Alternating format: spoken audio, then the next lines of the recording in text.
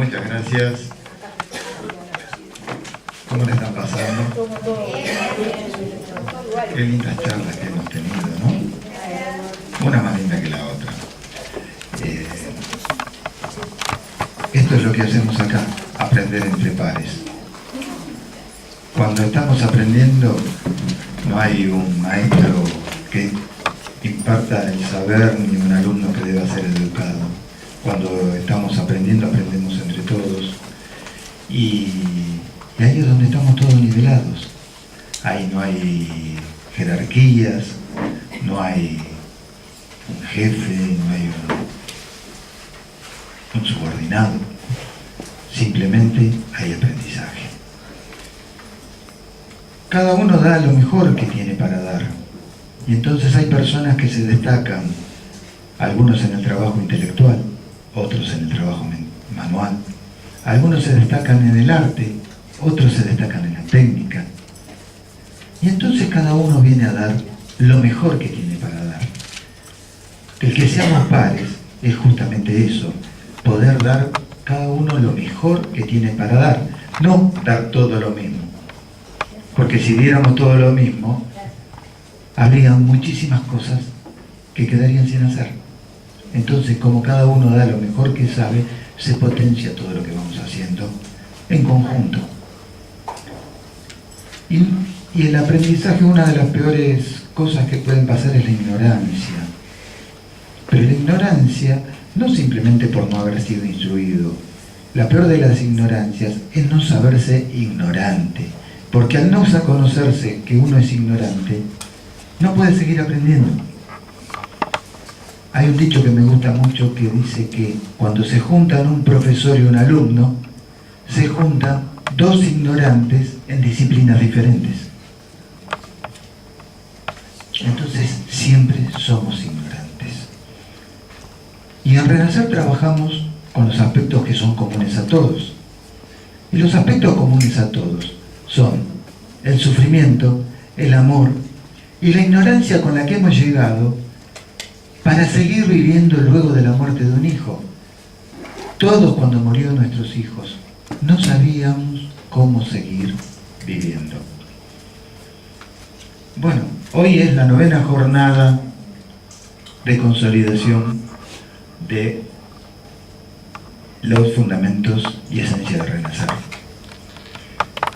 Las primeras jornadas fueron enfocadas en establecer bien los aspectos de esencias y fundamentos de Renacer. Luego dimos algunos aspectos que tenían que ver con la aplicación de esos conceptos. Luego empezamos a trabajar sobre fortalecer el lenguaje común. Y pasaron 2 años en los que yo no di ninguna charla. La última charla la había dado en Esperanza en el año 2016. En abril del 2016. Y luego 2 años después, cuando en abril de este año, el grupo de Villegas hizo un encuentro, me invitaron a participar. Y luego de 2 años, al dar una charla dije, bueno, las otras eran charlas muy estructuradas, porque teníamos que volcar varios conocimientos que ya estaban establecidos y poder reinterpretarlos, poder transmitirlos y poder hacerlos conocer, porque si bien estaban publicados, había muchos mamás, papás que no los conocían. La idea de estas jornadas es poder hacer llegar todos esos conocimientos y compartirlos entre todos. ¿Por qué? Porque no todo el mundo tiene la capacidad de lectura o le gusta leer, pero hay otros medios de hacerlos llegar todos estos conocimientos, que son el trabajo en el grupo, la lectura compartida, el ver los videos, tanto material que tenemos para compartir y de todo ello sacar un aprendizaje. Entonces, en esta charla que di en Villegas, quise que no fuera una charla estructurada como las anteriores, y simplemente convertirme en un vehículo, como convertirme, si lo quieren, en un simple moderador para poder establecer una charla entre todos y entre todos poder canalizar los conocimientos y aprender el uno del otro. Así que mi primera pregunta que voy a hacer: ¿qué interpretan por estableciendo puentes? Acercarse. Conectarse. Hacer una conexión entre uno y el otro. Saber perdonar. Estar abierto. Traspasar un obstáculo. Hablar el mismo idioma. Destruyendo barreras. Construir puentes. Llegar de una cosa a la otra. Vincularse. Llegar de una cosa a la otra, vincularse, Conectarse. conectarse. Ay, cuántas lindas palabras que están saliendo, cuántas frases. Ser el puente. Hacer, Ser el puente. Ser el puente, hacer más fácil el encuentro de dos personas. Acercarse. hacer más fácil el encuentro de dos personas, acercarse. Unirse, acercarse. Cuántas cosas lindas que están saliendo, ¿no? Encontrarse. Encontrarse. El encuentro. Unirse. Tener mucho amor. Ahí se unieron, muy bien. Unir los puntos y facilitar un camino. Facilitar un camino. Bueno, yo en el mes de marzo originalmente esta charla la habíamos un poco hablado con Mario, con Ricardo Mario González, y creo que él había hecho un escrito hace un par de años atrás que se llamaba Tendiendo Puentes, ¿no? Que era el título original de nuestra charla, de esta charla. Y en el mes de marzo estuve en Mar del Plata y veo que me entero que hay un museo del mar, y yo creí que en ese museo del mar había una colección de caracoles que habíamos visto hace varios años atrás. Y fui a ese museo del mar buscando esa exposición de caracoles. Resulta que me encontré que el museo del mar era un museo de arte contemporáneo. Y lo que me encuentro es una obra de arte que he sacado varias fotos, no se notan a lo mejor muy bien porque la iluminación del lugar estaba ambientada, pero bueno, la explico un poquito. Es un bote o canoa, dos cabezas iluminadas y un puente de libros.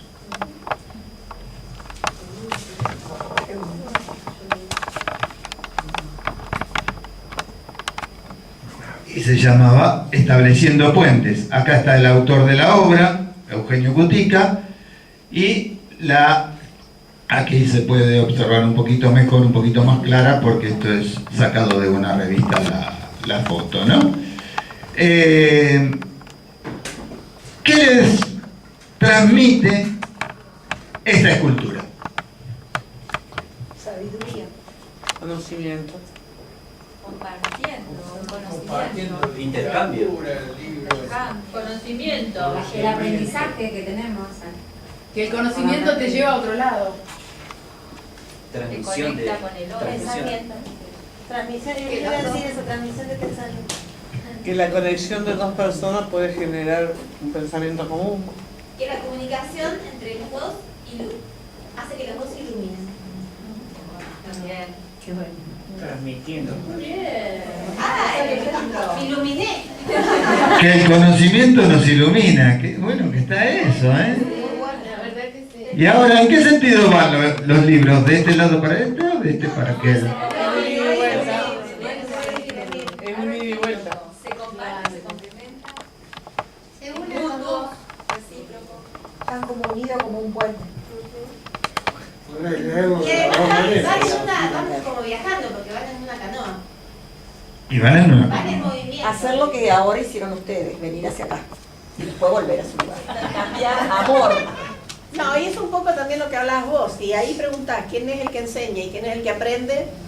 No sabes. Eso se sabe. Hay un ida y vuelta. Los dos enseñan y aprenden. No hay un lugar La ayuda mutua, ¿no? Que no se sabe quién ayuda a quién, ¿no? Claro, uno aprende del profesor y el profesor del alumno. Qué inteligentes que somos, sobre todo, ¿no?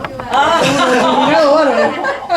Hemos Estamos despiertos que todavía. uno puede ir de un lado al otro. Yo no estoy de acuerdo con lo que dijeron un montón de los que se pararon ahí hoy, que dijeron, yo no vengo a enseñar. Y en realidad, o sea, me parece una falta de modestia decir yo no vengo a enseñar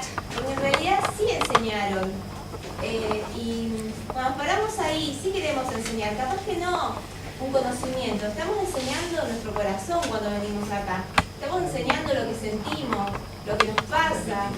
Estamos mostrando, no de enseñar de algo como pedagógico, estamos tipo enseñando. profesor. Todos los que se pararon ahí enfrente dijeron, yo no vengo a enseñar, y todos enseñaron hoy, o sea, es como que uno muestra lo que aprendió, Yo pero a la vez... comparto la palabra enseñanza, lo que nosotros hacemos es transmitir. Mostrar, claro. pero en el sentido de enseñar, de mostrar, ¿viste? Como todos enseñaron Mostrando lo que aprendimos. La tiene razón, todos trataron de transmitir. De transmitir. Sí, en definitiva no estamos transmitiendo los aprendizajes, no estamos mostrando nuestros aprendizajes, no estamos enseñando nuestros aprendizajes. Y además es un gesto generoso. Imagínense que los Bertis se le hubiera ocurrido la maravillosa idea que se les ocurrió y no hubieran tenido la generosidad de enseñárselo a los demás. O sea, se lo hubieran guardado para ellos mismos. O sea, fue así como avanzó nuestra sociedad, digamos. El que aprendió a hacer el juego, lo compartió, lo enseñó para que los otros se iluminaran y así fuimos avanzando como sociedad, digamos. Me parece que enseñar no está mal. Y los que dicen no enseñamos, sí enseñan, de verdad. A mí me enseñaron todo lo que se pararon al frente hoy. Pero, ¿entendés lo que te digo? Como enseñar a demostrar, como enseñar el significado, para decirlo de una manera más humilde por ahí, sería mostrar lo que aprendimos. Claro. Pero a la vez estamos mostrando y el otro está también aprendiendo. Estableciendo puentes. Claro. En conclusión, estableciendo puentes. Claro, volviendo al tema del puente, que un libro no es para una sola persona. Nadie lo escribió para un solo lector. Claro, y obviamente. Hay dos cabezas, ¿no es cierto? Dos cabezas. Sí. Uno es el otro, y la otra soy yo. Y tiene que haber entre los dos, para que ese puente permanezca, tiene que haber un contacto, porque si no ese puente se caería, digamos. Y el otro, en esa vida del otro con su cabeza y en la mía, es como que formamos esa vida que está transitando por esa barca, que supongo que debe ser el río de la vida. Con todo lo que nos transmitimos nos iluminamos uno a otro. La luz, el otro me trae luz a mí y yo le llevo luz a otro. ¿Algo más quieren comentar? Sí, que hay un ida y vuelta. Es la famosa palabra trascender también, ir más allá de lo que yo puedo. ¿Cómo voy más allá? Haciendo el cuento también. Y si lo lleváramos únicamente a la educación, a lo que se entiende formalmente por educación, quizás significaría que lo único que me va a llevar más allá es la educación. Únicamente en ese aspecto, ¿no? Como en si lo que no hay nadie del otro lado Claro. que reciba lo que yo enseño, no me iluminaría. no te iluminaría vos. También. Sí, también. Al no tener ida y vuelta, las dos personas transmiten y se iluminan ambas. Es muy amplia la idea. Siempre tiene que haber un otro, porque si estoy Sí. solo no puedo Claro. ni establecer puentes, ni me puedo iluminar, ni puedo iluminar el otro. Exacto. O también que ahí en lugar del puente podría haber habido un muro antes y alguien lo derribó y en su lugar hizo un puente. Piensa mucho este chico. Piensa mucho esta chica. Gracias por lo de chica. Bueno, generalmente un puente nos permite unir dos márgenes separadas por una depresión, un abismo, un río. Está muy bueno. ¿Seguimos? Bueno, y como dijimos que esta es una charla desestructurada, ¿de qué quieren hablar? ¿De qué tema quieren hablar? ¿Qué temas les quedó pendiente después de todo esto que hemos hablado hoy y que ¿qué tema les gustaría abordar? Y así lo abordamos entre todos.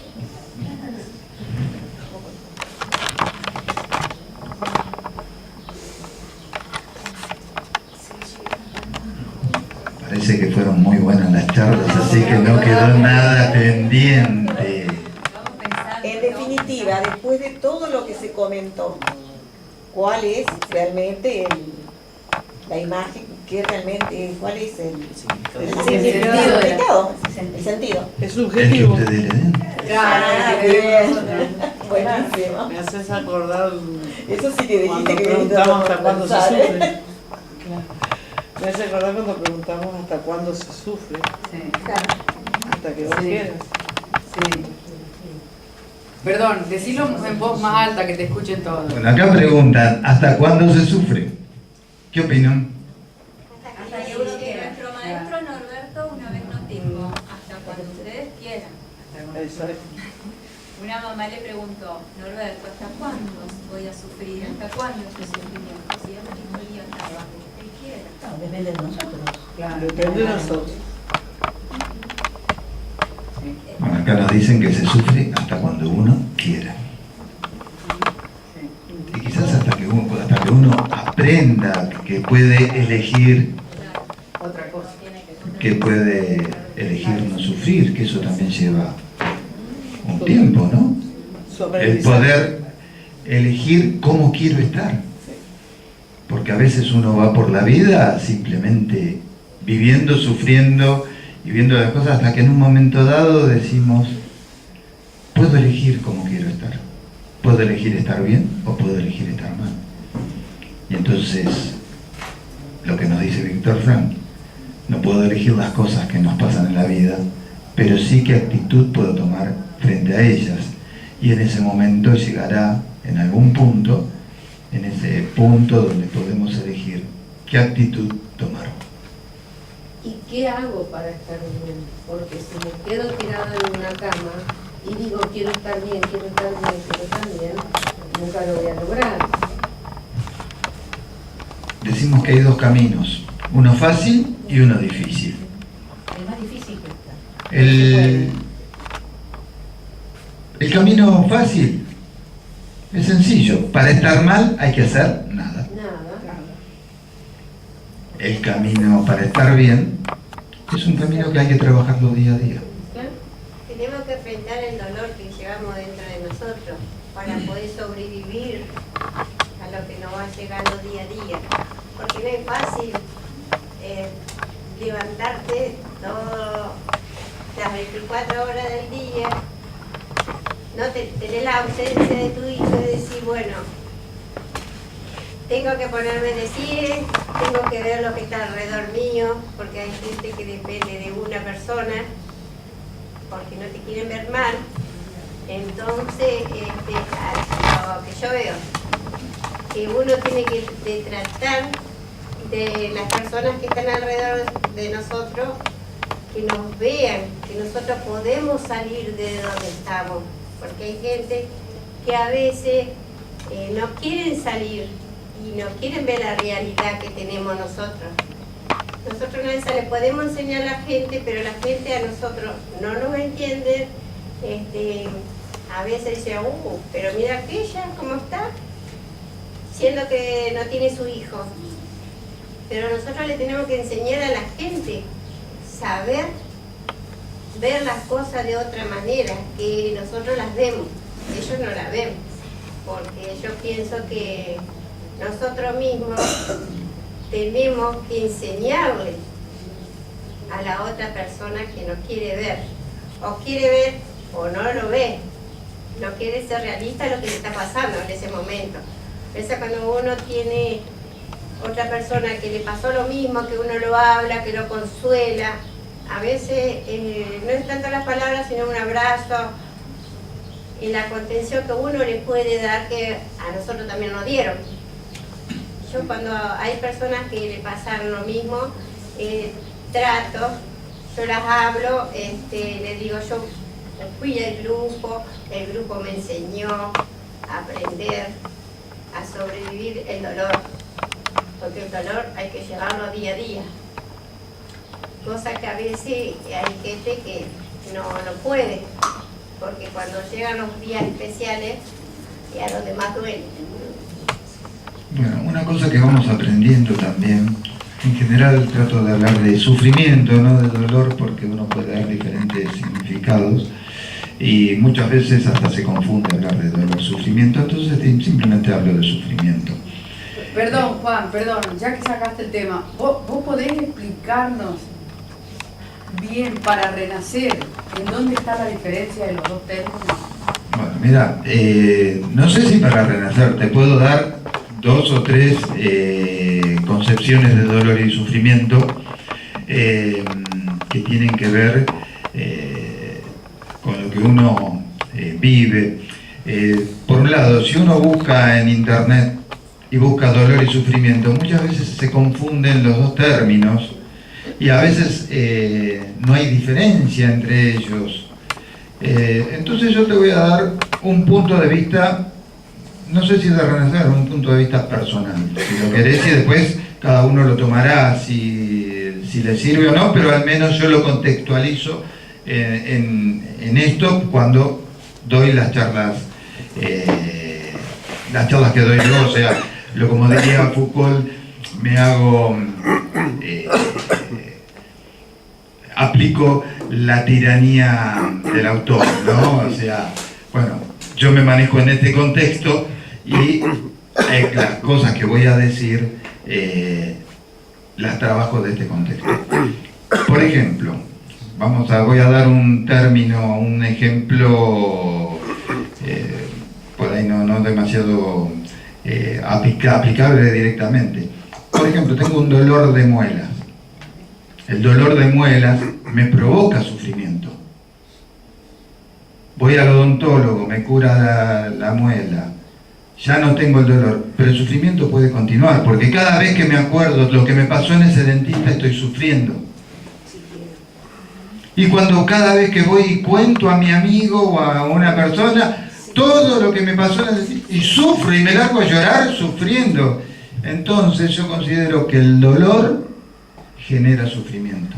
El dolor puede desaparecer, pero el sufrimiento soy yo el que lo sigo alimentando. Por otro lado, desde el yoga se habla que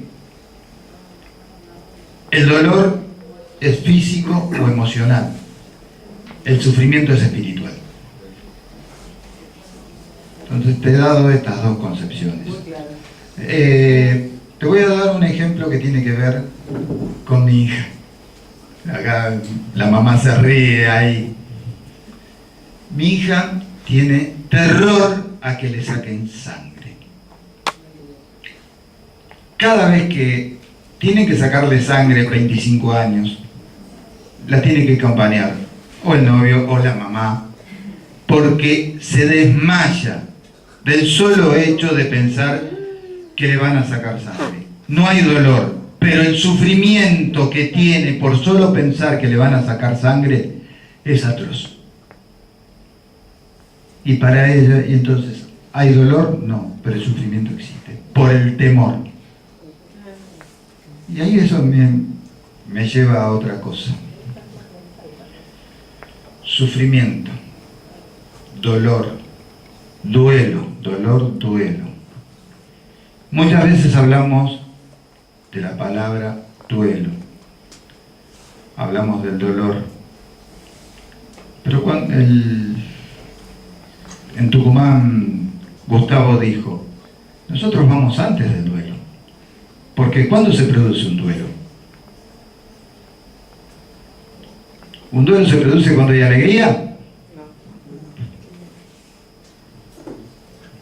¿O un duelo se produce cuando sufrimos? O sea, previo al duelo hay un sufrimiento. Ahora, por ejemplo, dijimos que se producen duelos por diferentes causas. Se produce un duelo por la muerte de un papá, la muerte de una mamá, la muerte de un tío, la muerte de un abuelo, pérdida de un trabajo. Ahora caíste justo. Vamos a imaginar una persona que está muy mal en su trabajo, no le gusta su trabajo, va todos los días a dejarnos a su trabajo y pierde su trabajo. Le sacaron un peso de encima. Y sin embargo está sufriendo porque perdió ese trabajo que no le gustaba. ¿Por qué? Luego de perder el trabajo que no le gustaba está sufriendo. Porque en la pérdida de ese trabajo perdió su seguridad. Y cuando pierde seguridad, ¿qué viene? El miedo. Y entonces el sufrimiento está directamente relacionado con el miedo. Cuando perdemos nuestra seguridad de las cosas que nos aferran a la vida, viene el miedo.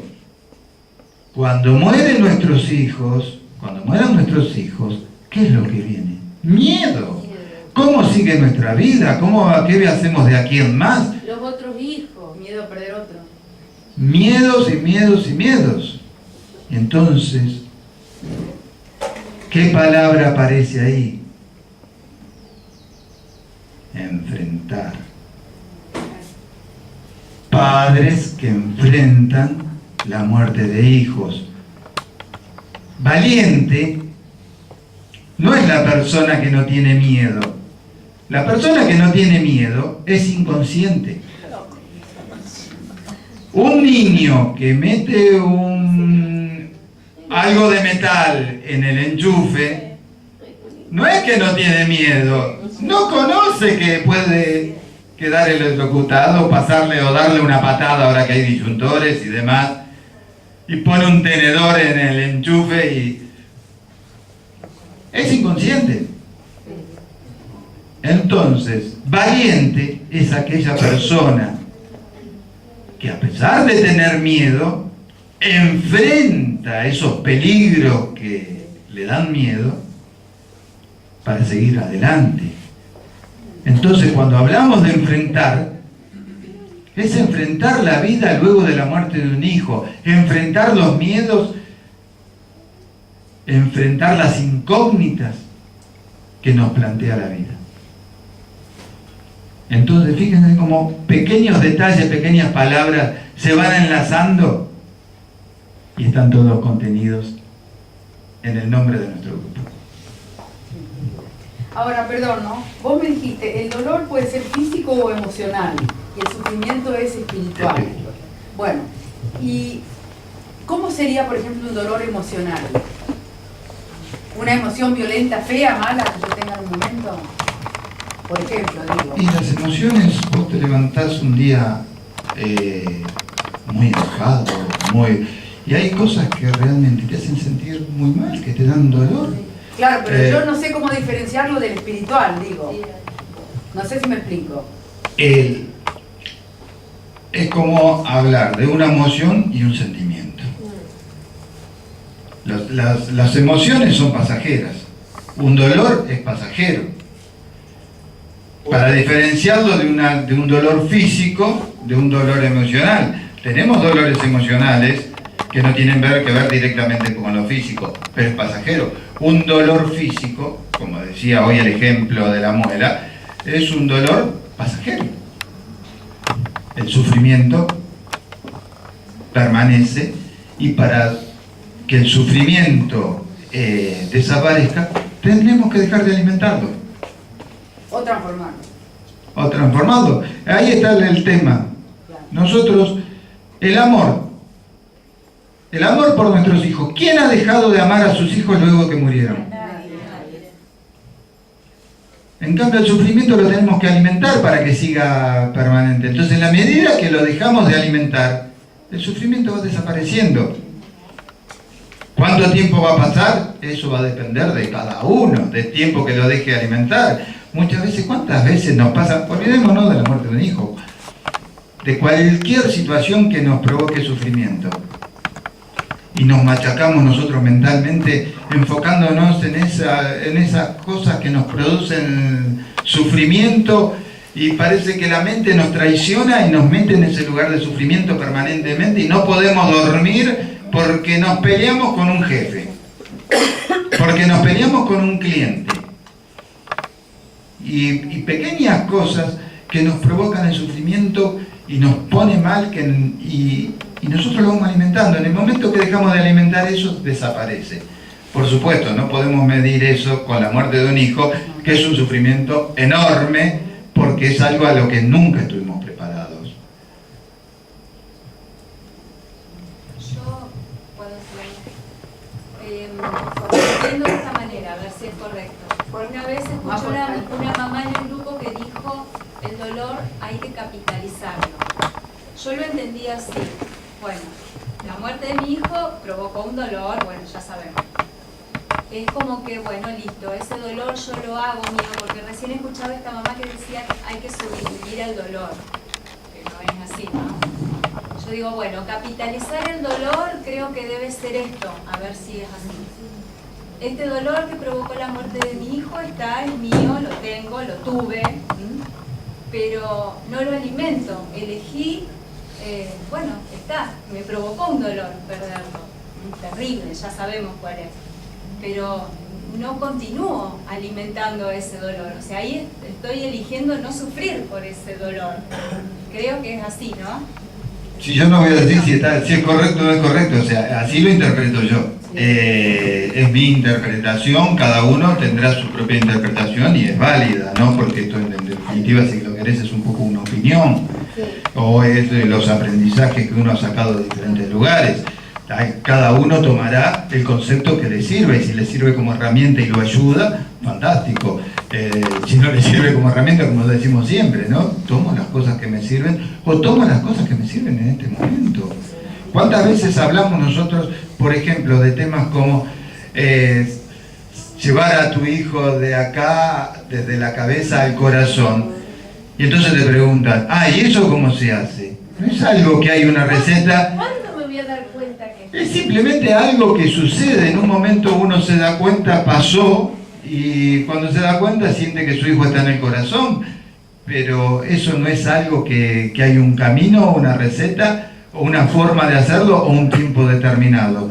Simplemente pasó cuando uno dejó de pensar. Dejó de pensar y simplemente se produce. Y en este tipo de cosas creo que pasan justamente por parar la mente y en algún momento se producen. A mí me parece que con lo que decías del miedo, me parece que nosotros somos naturalmente positivos. Y entonces cuando tenemos hijos pensamos que, o sea, en la vida pensamos que siempre van a venir cosas buenas. Cuando tenemos un hijo pensamos todos proyectos buenos de acá al final, y de repente cuando se me muere un hijo, claro, se nos nunca ese proyecto. Y vos decís, aparece el miedo, que en realidad éramos inconscientes al miedo, porque éramos como niños en la vida, porque en realidad si nos hubiéramos puesto a pensar qué teníamos cuando teníamos un hijo, en realidad desde que nace un hijo hay posibilidad de que se muera, si nos ponemos a pensar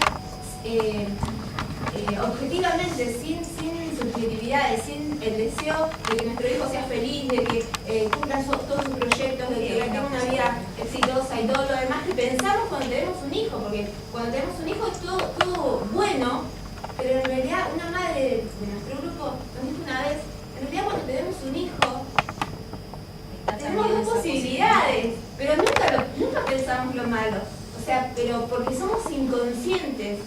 No nos va a pasar, porque somos súper positivos cuando tenemos un hijo, pero ese miedo nace cuando tenemos la conciencia de que sí, nos puede pasar, me parece.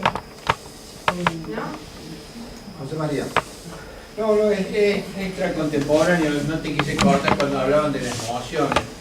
Para mí la emoción es la reacción ante el pensamiento que uno tiene o ante el sentimiento que uno tiene en ese momento. O sea, eso es la emoción que explota en nosotros y es lo que tenemos. Solo hay dos emociones y hay un gran derivado de esas dos emociones.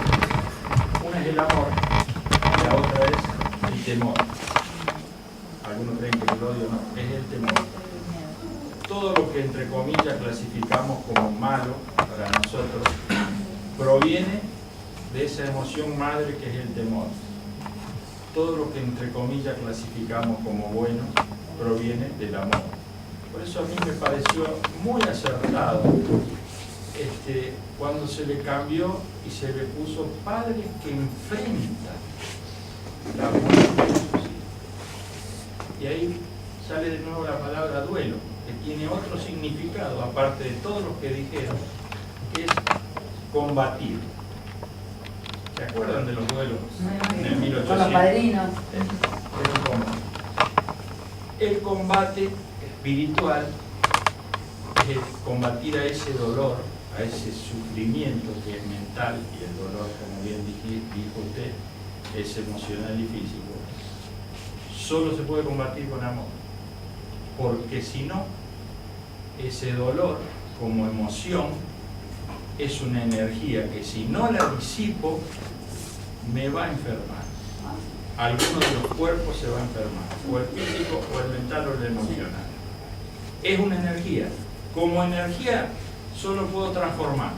Ustedes saben, la energía no desaparece, hay que transformarla. Bueno, ¿en qué la transformo? En amor. El amor disipa al dolor, así como explicaron en el cuento de la luz disipa la oscuridad. El amor disipa el dolor. Yo sé que es difícil cuando uno apenas llega que te hablen de ir a servir a los otros, de ir a ayudar a los otros. Sé que es muy difícil de explicarlo. Hoy hablábamos en el grupo que hay que tener ciertas tácticas, no es lo mismo a un padre que se le murió un hijo hace 8 días que a otro, ¿no es cierto? Bueno, pero sin embargo, todo nos va a conducir a eso. La solución es disipar el dolor con el amor. Perdón, le hago una pregunta. Usted lo mencionó al amor como emoción y no como sentimiento. ¿Estoy equivocada? No, mal? puede ser también un sentimiento. O sea, sí. Cuando hablamos de sentimiento o de emoción, estamos hablando de grados. Es como si yo te dijera, tengo una tabla, acá tengo -10, que es muy frío, y acá. Pero en realidad estamos hablando de la misma línea, ¿no? Por decirte, una tristeza en ese grado mínimo, si avanza, puede convertirse en una depresión. Simplemente porque cambiamos de grado. Sentir. Y el sufrimiento tiene mucho que ver con lo espiritual. Porque ese golpe, esa implosión de la muerte de un hijo, hace, y acá tengo que hablar de lo que yo creo, pero con todo respeto, hace que se desacomode lo que es mi conciencia o mi alma con mi cuerpo. Se desalineó. No es lo que yo quería. No es yo, un papá, una mamá, ¿cómo voy a querer esto que me pasó? Hasta que vuelvo a alinearme entre esa conciencia que está más allá, que nos trasciende, y con esto que somos, que estamos más acá. Había un maestro que decía, vivan en el mundo y no sean del mundo. Bueno, más o menos por ahí va la cosa. Más o menos por ahí va la cosa. Tiene un gran carisma docente usted. Sí. Sí. ¿Con qué tema seguimos? Pero cuánto que estamos aprendiendo, por Dios. Se van con él,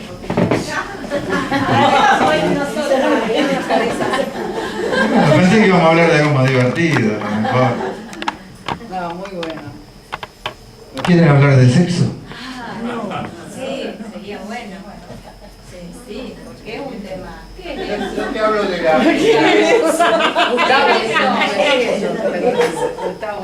Te hablo de la ayuda mutua y mira qué interesante que es lo que voy a comentar de la ayuda mutua.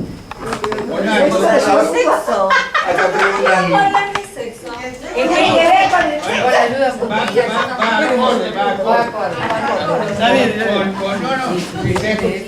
Con Aldo, en Oncativo tuvimos una charla muy importante y yo le conté alguna intimidad de mi parte. Yo le conté a él que por la noche a mí me llaman Flor de Loto y el desgraciado viene a hacer la exposición de Flor de Loto. Mirá toda la ayuda que le di.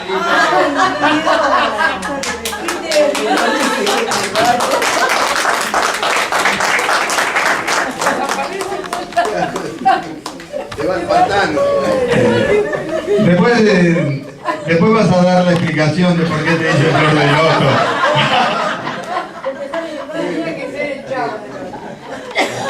¿O querés explicarlo ahora? Que agarre el micrófono y ¡Qué terrible!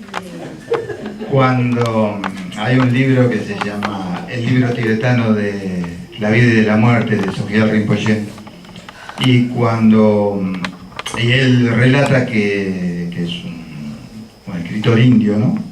Que cuando él llega a América, a Norteamérica, lo que le sorprendió es que en Norteamérica no se hablaba de muerte, que hablar de muerte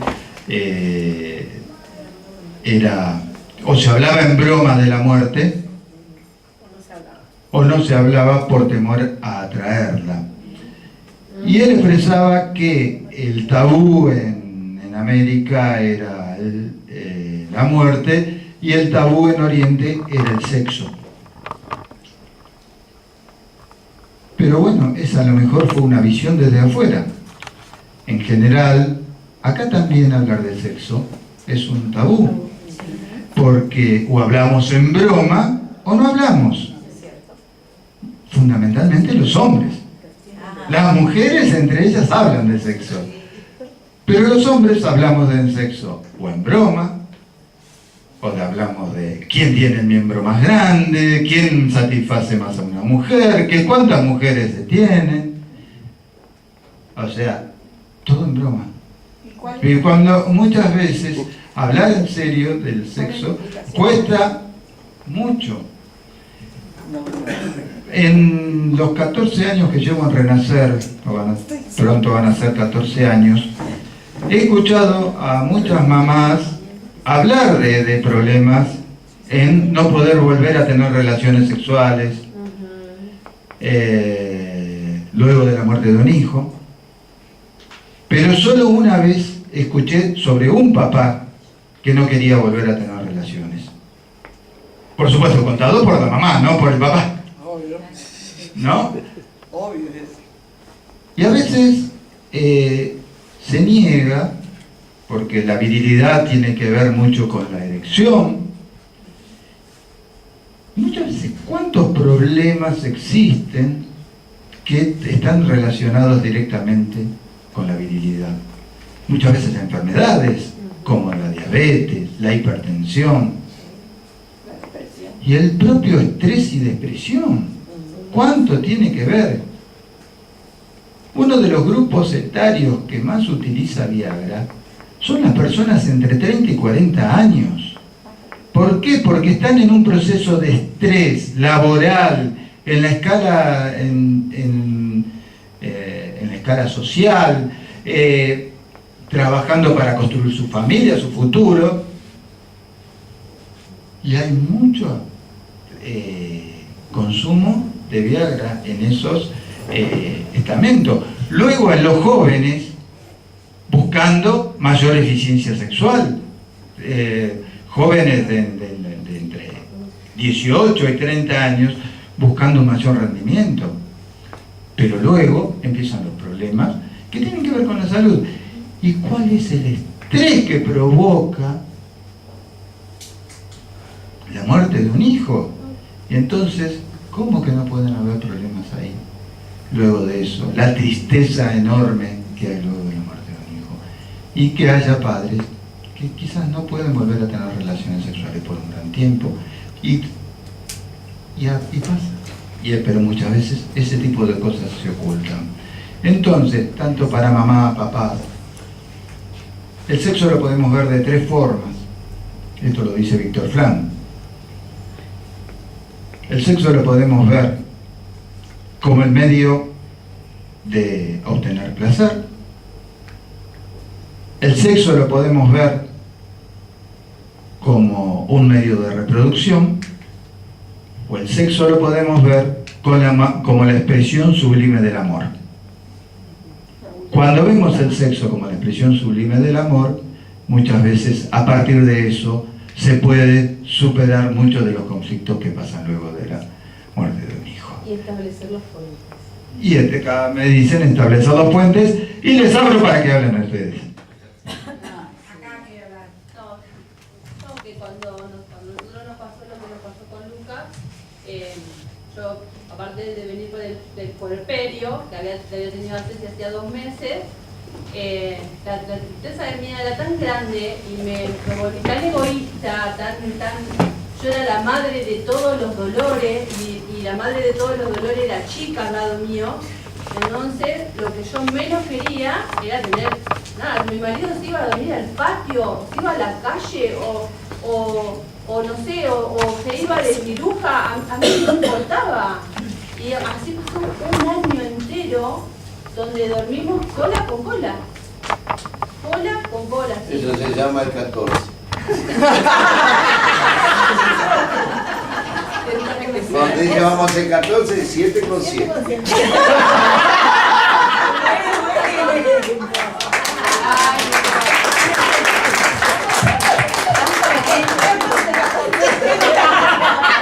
Sí, sabré de eso. Se ve que de este Kama Sutra de gracia. Ahora tiene eso que vos dijiste último que fue hermoso, que la expresión más sublime del amor cuando uno se reencuentra con el otro y a partir de reencontrarse, de renacer con el otro, digamos, uno vuelve como a funcionar de a poco. Estamos funcionando bien igual ahora, pero...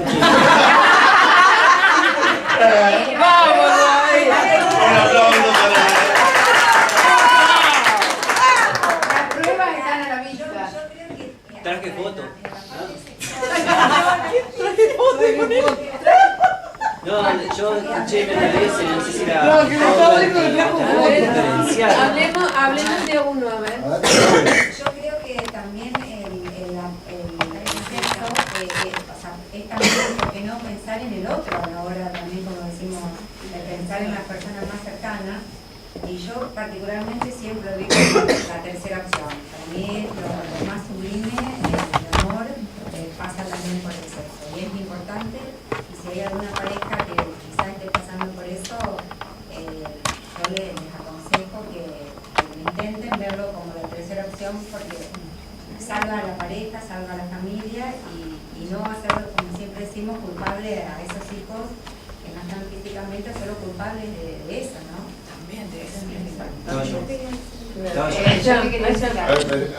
me pareció a mí que era Gustavo Berti que hablaba sobre esto de que no tenemos que relacionar la sexualidad con la genitalidad. Que la sexualidad también puede ir por otro lado, por las caricias, por el acompañar, por el estar. Tanta otra. Bueno, por eso en nuestro grupo, muchos de los que son del grupo de Santa Fe deben recordar una vez que se tocó el tema, quizás los más nuevos no, pero yo ya hace 18 años, en cuanto estaba Norberto, y él nos habló mucho de ese tema. Y lo habló también como la tercera frase que has dicho, verlo desde el amor, porque si nosotros hemos tenido un hijo lo hemos tenido por amor, y que eso es una relación de amor que no se debe perder. Y el consejo que nos dio es que teníamos que dormir sin ropas. Sí. Me acordé cuando dijo, porque dice que es lo mejor que hay. Por el contacto de piel a piel. Cuando uno llega al grupo, creo que lo que menos pensás es en esa parte. Pensás qué hago con la ropa, qué hago con la mesa, qué hago con el cuarto. Y tiene que ver mucho eso, los más viejitos en el grupo, como yo no lo conocía a Norberto, pero conocí a toda esta gente, que enseguida apuntalan ahí, en la pareja, y que es también una comunicación, una forma de comunicación. Pero que no y esa responsabilidad de los papás que ya están más tranquilos, porque cuando vos llegas muy nuevito, esa parte no existe, o sea, no te interesa, y es una forma de conectarse. Aparte es algo fundamental para preservar la familia. Y en el grupo también siempre hay muchos papás que, por ejemplo, en mi caso, que yo recorrí este camino sola, sin una pareja, y también me parece que está bueno que el que la tiene, a veces yo veía esto, ¿no? Veía que había tantos matrimonios, tantas parejas, y yo no tenía que recorrer el camino de otra manera, y decía, pero a ver, ellos tienen que salvar eso. No pueden también dejar que ¿no es cierto? Tienen que salvarlos, si están acá tienen que preservar eso. Y creo que es fundamental, o sea, es un tema que, como vos decís, por ahí no se quiere tocar, a los papás, a todos nos cuesta tocar estos temas, más los primeros tiempos. Sí, pero yo escuché, en mi casa cuando llegué yo y después lo escuché con él también, y nos llevamos pocos años, o sea que en el grupo como que de Santa Fe está instalado el tema, y eso es una gran ventaja para la que cuando es una cuestión cultural. Yo pienso que después de tanto dolor, de tanta tragedia, uno como que se priva de sentir placer porque piensa que está, no sé si deshonrando o cómo va a sentir, se va a permitir sentir placer si está sufriendo por la muerte de un hijo. Incluso alguna que otra vez Aldo propuso de que se toque el tema y yo decía eso, que casualmente nos negamos porque creemos que estamos traicionando a ese sufrimiento, ese dolor, que estamos pensando en los grandes placeres de la vida, obviamente como es el sexo, y otros tantos que serán de menor medida de acuerdo a cada uno, ¿no es cierto? Así que esa es nuestra, nos privamos de sentir eso porque creemos que no nos podemos permitir ante el dolor sentir placer. Yo pienso que es lo que nos condiciona mucho. Si hasta tenés culpa por sonreír, ¿cómo no vas a tener culpa por tener ese placer? Bueno, en nuestro matrimonio pasó todo al revés. Nosotros siempre Más fuerte, por favor. todo al revés. Nosotros a los 20 días de que había fallecido Tomás estábamos teniendo relaciones sexuales. Y la verdad es que lo disfrutamos y todo. Coincido plenamente con lo que dijo Gustavo, que nosotros como matrimonio vemos la sexualidad como un poco más de verlo de otras maneras. Y si bien, digamos, obviamente tenemos relaciones, pudimos como hacer un uno en esa parte, no sé cómo explicarlo. Justamente ayer leía el libro porque no le encontrábamos explicación a lo que nos estaba pasando. Y era que decía que hay muchas veces que en un matrimonio, pasando los años, por ejemplo nosotros todavía, se puede ir pasando la atracción física, pero que si uno se enamora del alma de la otra persona, esa unión va a estar siempre. Y yo creo que tiene que ver un poco con eso también, de por qué un papá y una mamá que pierden un hijo pueden, digamos, soportar todo eso, trascender a todo eso juntos. Por supuesto que permitiéndose también los placeres como es el sexo, pero creo que también tiene que ver con ver la sexualidad en un todo, no solamente en el acto sexual. Son piedras de patear. Sí, gracias Juan. Para mí es un tema realmente importante y lo vengo diciendo desde mucho tiempo, pero en realidad yo creo que esto nos sirve para atender esos puentes que Juan había puesto en el video, para poder comunicarnos. O sea, el problema sexual generalmente corta esos puentes y de pronto no sabemos lo que piensa la mujer y la mujer no sabe lo que piensa el hombre. O sea, no vamos a hablar desde lo cómico del sexo. A mí me gusta tratarlo de la problemática real que esto tiene y que es fundamentalmente la destrucción de una pareja. En nosotros pasó eso. Esa incomunicación nos produjo una separación que a veces dejan marca y a veces no tienen retorno. Pero fundamentalmente pasa por de pronto, no yo siempre digo que es muy difícil desnudar el alma, o es medio difícil desnudar el alma ante un médico, ¿verdad? Pero es mucho más difícil todavía de desnudar el alma ante un semejante. O sea, decirle lo que siento en los otros los hombres es perder un poco la hombría. ¿Y qué nos pasa a nosotros los hombres? Si nos ponemos a pensar que venimos desde una mujer y que necesitamos a esa mujer como amparo, como contención, no perdemos la esencia nosotros los hombres de eso que nos pasó al nacer, cuando fuimos niños. Cuando somos grandes quedan resabios de esos sentimientos. Y cuando muere un hijo, más allá de la sensación de placer que vamos a buscar ante el sexo, en realidad, lo digo esto muy a título personal, lo que vamos a buscar es esa contención del alma en realidad. Es el saber que todavía existo, que todavía importo, pero a veces no sabemos decirle a esa otra persona que somos incapaces, que necesitamos un abrazo, que necesitamos un beso, que necesitamos sentir el calor de su cuerpo, porque eso nos hace sentir contenidos, eso nos hace sentir que realmente todavía podemos. Es muy difícil en nosotros los hombres demostrarnos tal cual somos, incapaces en muchas cosas, porque la sociedad nos dio un título que en realidad nunca conseguimos. Nosotros somos los fuertes. ¿Acaso lo somos cuando vuelve un hijo?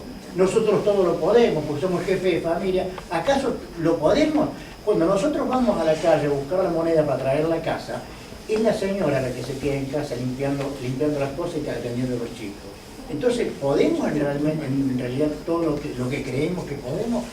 Esa es una formación social que se tiene que romper, esa imagen que los hombres tenemos que todo lo podemos, o que nada nos importa, o que lo único que nos importa es el sexo. No nos importa tanto el sexo. Cuando nos pasan este tipo de cosas, digo, nos importa que nos ayuden a salir de ese ritmo tan profundo que es el sufrimiento. Y esto lo aprendí de Flor de Loto. Tiene que aprovechar y cuidarlo. Creo que lo más, el único rol que puede ser un ex es el ex marido y la ex mujer. Después todos los otros somos para siempre familia, ¿no? Así que deben cuidarse. Y por otro lado también pienso que ¿por qué meter a nuestro hijo a nuestra sexualidad si antes no estaba, digamos? O sea, no era parte de nuestras decisiones sexuales o no nuestro hijo. ¿Por qué ponerlo en el centro? Si no era un lugar donde él estaba presente. O sea, es una excusa, digamos, porque nos da miedo seguir viviendo, porque nos da miedo ser felices, nos da miedo hasta comer la comida favorita de nuestro hijo al principio. Nos da culpa, ¿cómo podemos?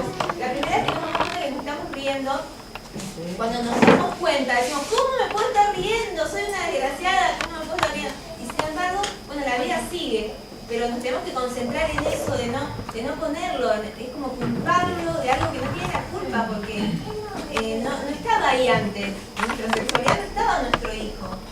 Así que no hay que ponerlo ahí de repente como una excusa, me parece. Voy a decir algo.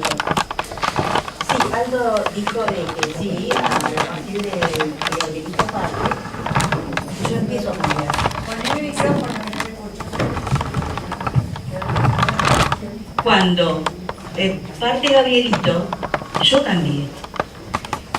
No es que yo nunca lo dejé de amar, pero no sentía la necesidad de tenerlo. Era como que decía, ¿por qué hace esto? Siento que yo me moría por Gabriel y él decía yo, él no le importa.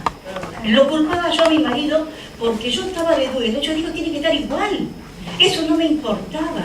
No es que no lo amaba, pero no sentía la necesidad de tenerlo. Eso quiero que vaya. Mi mente, no sé, se fue más allá de lo que correspondía. No lo entiendo. Viví enojada con todo el mundo. Uno sabe lo que era un infierno mi casa, era un infierno. Algo entraba y yo desaparecía para otro lado. No quería ni hablarlo. No sé, no lo entiendo. Es lo que me pasó en ese momento. Eso pasó. Año 87, el grupo no estaba. Año 89, Aldo desesperado buscaba el grupo. Yo nunca le pregunté qué es lo que pasaba a él, si sufría, no sufría. Yo decía, claro, él se va a cualquier lado y se olvida de su hijo. Era mala. Lo condenaba yo a él, ¿entendés? Pero yo tampoco hacía nada por mí. Cuando Aldo se va año 89 al grupo, le preparaba la ropa, porque él viajaba para todos lados con Gustavo y Alicia. Yo sabía que él viajaba, pero nunca le pregunté qué es lo que hacía. Yo sé que él iba a muchos lugares, recorrieron Argentina. Y yo sabía que iba, él me decía una vuelta, que iba a buscar ayuda porque no podía vivir así. Pero yo con mi enojo hacía mal a mis hijas, que yo tenía una nena de 9 años, de otra de 17. Pero no es que mi cabeza no daba para pensar. No sé qué me pasó. No sé qué año fue, creo que el año 95, Aldo tenía que ir a el Telegram con Gustavo y Alicia. La señora Mirta Legrand le preguntaba a Aldo qué es lo que yo estaba haciendo, por qué no estaba en el grupo. Yo dije, ¿quién es ella para preguntarle a él por qué no estaba en el grupo? ¿Verdad? Yo vi el programa. ¿Vos lo viste el programa? Sí, era, yo hablaba con Alicia y Gustavo y se iba donde estaba Aldo. Yo los conocí a Berti ahí. Me parece que estaba enamorado de Aldo. No, nunca va a dejar de preguntar ella. Ay, sí, pero estaba ahí y se iba de vuelta. Y Aldo hacía así como una viborita, ¿viste? Y salía. Lo que pasa es que quería saber a la luz la verdad de por qué participaba él y no vos. Claro, pero después sucede. Llegaron 11 personas a casa de Belví y diciendo lo que lo habían visto a él en la televisión. Sí. Porque los Berti estuvieron... Y Aldo le abrió la puerta y para que lo llevaran al grupo. Y Aldo me dijo, ¿querés venir al grupo? Y yo le dije sí. Tenía que ir a Mirta Legrand para que... Pero para demostrarle a esa señora que... Claro, ¿quién es ella para preguntarles? Le entró la celosía. No, mi vida, no era así. ¿Sabes qué es lo que sentí ahí? De tanto eso malo que a mí me pasó estando lejos del grupo, entendí en el abrazo, como dice, bueno, yo no me acuerdo tu nombre, el abrazo, el estar con toda la gente, que yo no era la pobrecita, que no era solamente yo la que sufría. Empezás a ver tantas cosas ahí, dejé de tenerme lástima, dejé de entender a todas, porque no era toda esta gente, eran 100 personas adentro de ese lugar. De todo distinto. Yo escuchaba y me hacía bien. En el primer día ya me sentía bien. Era una maravilla, era un milagro para mí. Sentirme bien después de tantos años de estar encerrada en el odio, en no comprender, en no preguntarle. En el grupo me entiendo, empiezo a comprender tanto, en el taller lloraba. Entonces fuiste como la flor de loto, te encerraste. Me encerré en el barro. Bueno, y Aldo hacía poemas. Y justamente tengo una foto con un poema que le hizo al hijo. ¿Entendés? Pero yo nunca le pregunté qué. Yo dije, nunca sufrió. Era yo la que sufría. Y a Mirta le hizo un poema también. A Mirta Es Legrand. lo que no sé. Me queda la pregunta, no me tengo que preguntar, pero me voy a terminar divorciando si es así. Así que yo agradezco a Renacer porque me devolvió todo. Es abrir el corazón y escuchar, es lo único que hice. Aprendí de todo, papá, de Renacer, de todo. De todo fui tomando y todo. Gracias a todo ello estoy con ustedes. Gracias. Y gracias a la voluntad de Aldo que no flaqueó, que siguió. Sí, ya va a ser 50 años que me de no tener los acompañamientos. Sigue insistiendo y sobre Bueno, vamos cerrando ya acá porque quedan más charlas y bueno, simplemente voy a terminar con una frase que suelo decir, que para mí Renacer es un gran aprendizaje y cada mamá, cada papá que llega al grupo es mi nuevo maestro. Y bueno, y creo que lo cumplimos el estableciendo puentes. Sí, totalmente. Gracias.